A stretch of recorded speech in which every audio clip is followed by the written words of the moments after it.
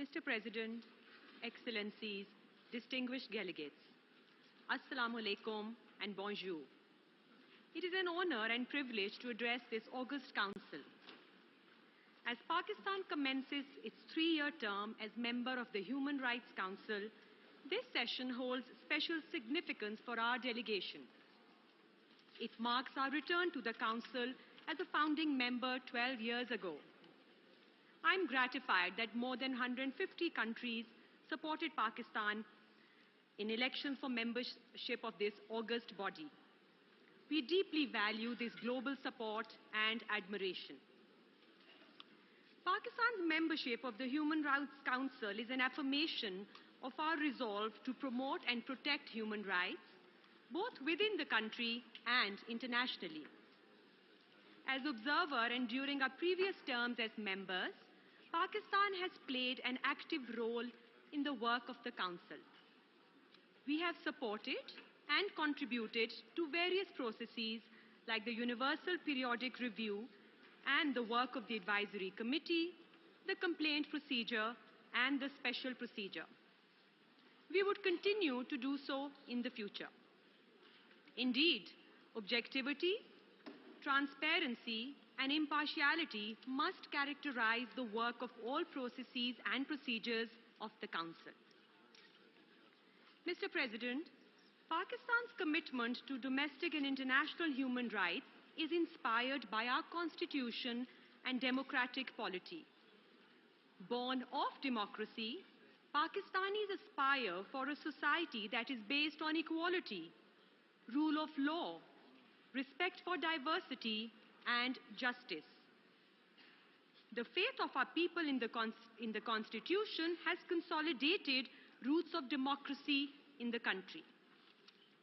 In the last 4 years, our democracy has flourished with an elected and sovereign parliament, an independent judiciary, a free media, and a vibrant civil society.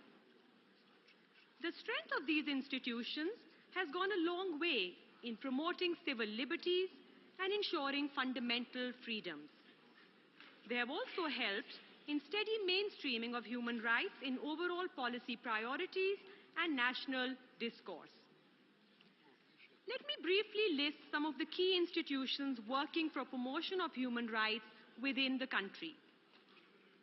A dedicated Ministry of Human Rights at the federal level, human rights departments at provincial level, and human rights committees at district level. Senate and National Assembly standing committees on human rights, National Commission on Human Rights and Sindh Commission on Human Rights, national and provincial commissions on status of women, work on separate national commissions on children and rights of minorities is progressing well, and the National Assembly has approved the National Commission on the Rights of Children Bill 2017. Finally, the National Action Plan on Human Rights, launched 2 years ago, is being implemented. Mr. President, the human rights record of any country should be contextualized in the given domestic environment and prevailing ground situation. Pakistan's progress on human rights has taken place despite the challenges of terrorism and extremism. In the last 10 years, our law enforcement officials, members of judiciary, journalists, religious minorities, and civil society activists faced threats and intimidation from terrorists who targeted our schools, hospitals, shrines, mosques, and other places of worship. As a result of the targeted actions by security forces, backed up by national consensus across the political spectrum, we have turned the corner against terrorism. A consequence of our challenges in counter-terrorism is the implementation of death penalty. The government had imposed a voluntary moratorium on death penalty for a number of years. In the wake of Peshawar school attack of December 2014, public pressure to bring the perpetrators of terrorist attacks to justice pushed the Parliament to lift this moratorium. This unanimous parliamentary decision is the democratic voice of the people. I wish to make this clear that death penalty is imposed only in heinous crimes, in line with the Constitution and in consonance with international norms. Mr. President, Pakistan is a developing country with huge potential which can truly be realized by equal participation and empowerment of women and minorities. We are fully cognizant of this fact and therefore have worked diligently for the promotion and protection of their rights. Women parliamentarians are playing a prominent role in the legislative process, especially in the formulation of laws relating to women's rights. A women parliamentarians caucus is actively promoting human rights, particularly the rights of women. In Pakistan of today, greater women's participation in legislation, administration, judiciary, and civil society is ensuring that work on women's rights is robustly focused at the core of problems, carries societal ownership, and enjoys political recognition. The government is paying special attention to protection of the rights of minorities. Pakistan is a land of many religions and beliefs, whose followers have lived in peace and harmony for centuries. Minorities have the constitutional right to freely profess their religion and visit their places of worship. A case in point is the flourishing Christian missionary school system in Pakistan, where even the most devout Muslims send their children for education. In the past, minorities have been targeted by terrorists and extremists whose actions were condemned by the state and society. Success in counter-terrorism has contributed to protection and promotion of the rights of minorities. Important administrative and legislative measures have been taken against hate speech, which leads to instances of allegations of blasphemy and religious discrimination. For instance, Punjab Sound System Regulation Act 2015 and Punjab Vigilance Committee Act to check hate speech. Following the principles of an open democratic society and with the judicial process taking its due course, the transgender community was able to secure the governmental recognition of their separate status. As a result, special passports and identity documents were issued to transgender to enable their mainstreaming into the society in full consonance with the ideals of human dignity. Mr. President, Pakistan's progress in human rights in domestic affairs is matched by fulfillment of our international obligations on this subject.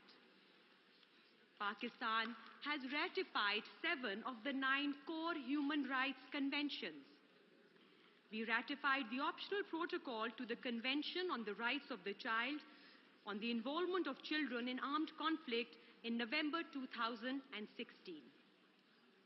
Pakistan continues to regularly report to the relevant treaty bodies on the implementation of these conventions.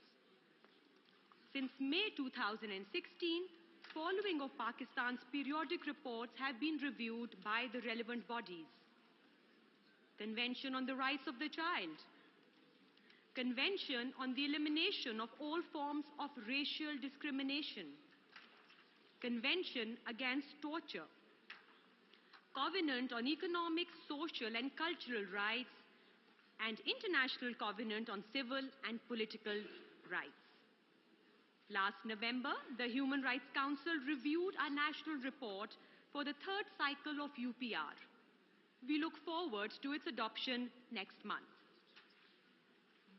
Mr. President, in the last 12 years since its creation, the Human Rights Council has reached several landmarks. It has created a stack of agreed and adopted documents that contribute to protection and promotion of human rights for all. The success of this council hinges on the collective ability of its members and observer states to rise above their national interests and adopt an objective, non-selective approach on global human rights agenda. selectivity or special targeting of race or religion, and ignoring a blatant human rights violation on the pretext of bilateral relations erode the credibility of global human rights agenda. The right of peoples to self-determination is a fundamental right enshrined in the UN Charter and two covenants, ICCPR and ICESCR. The people of Jammu and Kashmir have been granted the inalienable right to self-determination by the United Nations. Jammu and Kashmir is an internationally recognized dispute pending final settlement through a free and impartial plebiscite under UN auspices, as enunciated in numerous resolutions of the United Nations Security Council. Defying international law and decisions of the United Nations for the last 7 decades, India has tried to forcefully annex Jammu and Kashmir. Atrocities committed by over 700,000 Indian security personnel have turned Kashmir into a valley of grief and sorrow. In the last 18 months alone, 300 Kashmiri civilians have lost their lives and more than 3,000 have been injured at the hands of Indian forces.